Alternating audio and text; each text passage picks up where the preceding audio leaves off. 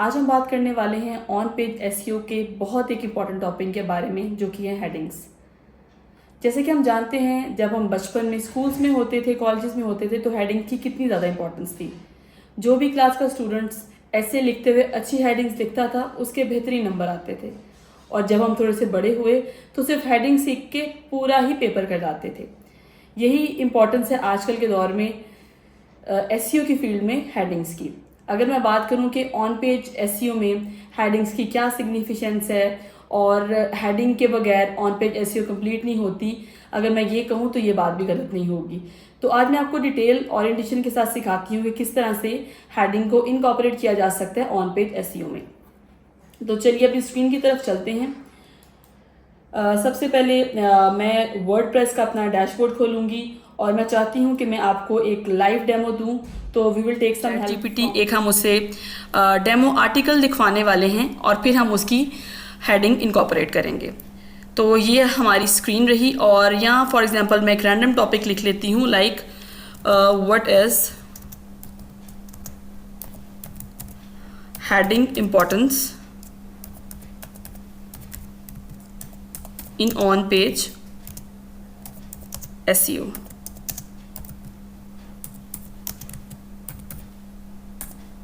Chat GPT हमारा virtual assistant हमें बहुत अच्छा एक आर्टिकल लिख देगा जो हमें रिक्वायर्ड है जी।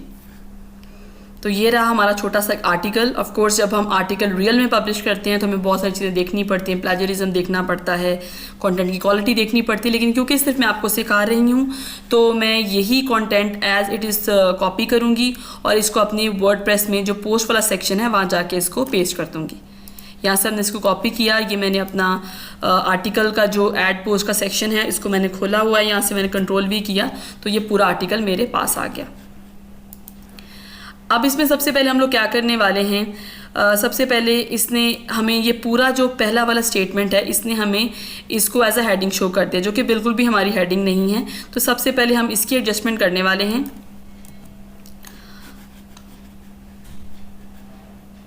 सबसे पहले इसको हम लोग एज अ पैराग्राफ ट्रीट कर सकते हैं।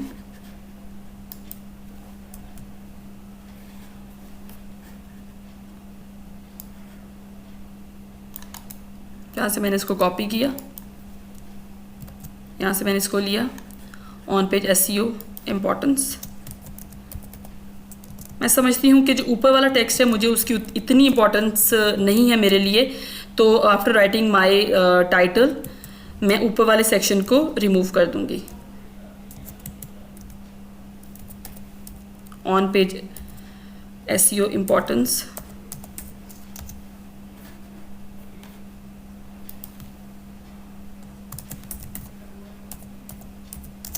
heading importance on cut and paste heading importance in on page SEO, ये हमारा टाइटल होगा।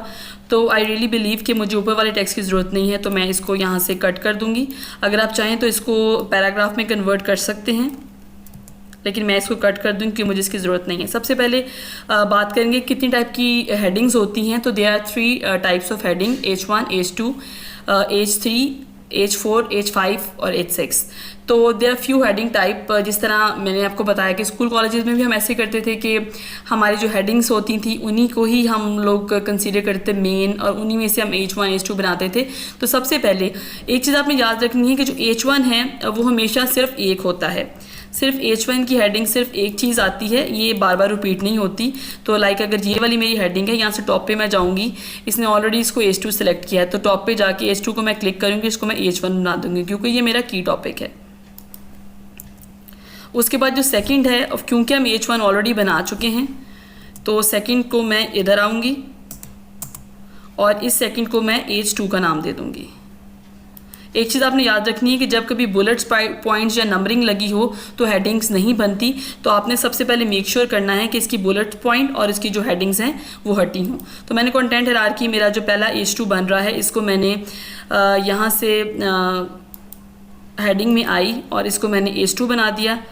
इसके बाद इसी की सब हेडिंग्स हैं मेरे पास। तो इस वाली का नाम मैंने H2 रखा तो ऑटोमेटिकली अगली वाली का नाम मैं H4 कर दूंगी।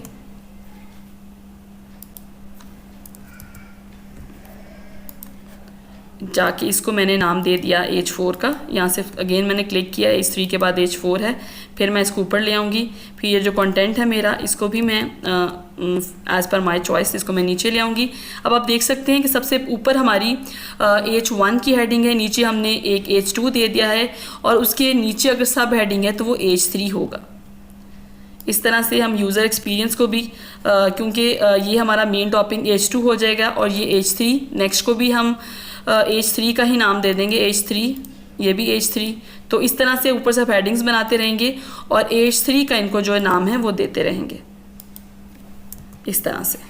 नेक्स्ट को भी एक्सेसिबिलिटी भी क्योंकि इसी का टॉपिक है, तो इस तरह से आप हर किसी की सेटिंग कर लेंगे और उनको अपनी हेडिंग्स बना लेंगे।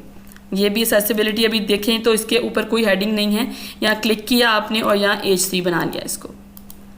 इस तरह से हम अपने पूरे आर्टिकल को सेट कर लेंगे। अगर लास्ट में फॉर एग्जांपल आप कंक्लूजन का टॉपिक अगर आपके पास है तो आप लोग क्या कर सकते हैं, आप लोगों ने कंक्लूजन यहाँ लिखा, इसको क्योंकि ये कंक्लूजन का टॉपिक इसके अंदर नहीं आता, अगर मैं क्विकली इसको भी H3 हेडिंग दे दूं फॉर योर कन्वीनियंस, ताकि हमारा जो आर्टिकल है वो पूरी एक प्रॉपर शेप में आ जाए, तो इसको मैंने H3 का नाम दे दिया और ये इसके अंदर की ही सब हेडिंग्स हैं। तो अब आप देख सकते हैं कि ये हमारी प्रॉपर H1 की हेडिंग है, ये हमारा H2 है और H2 के नीचे सब हेडिंग H3 हो जाएंगी।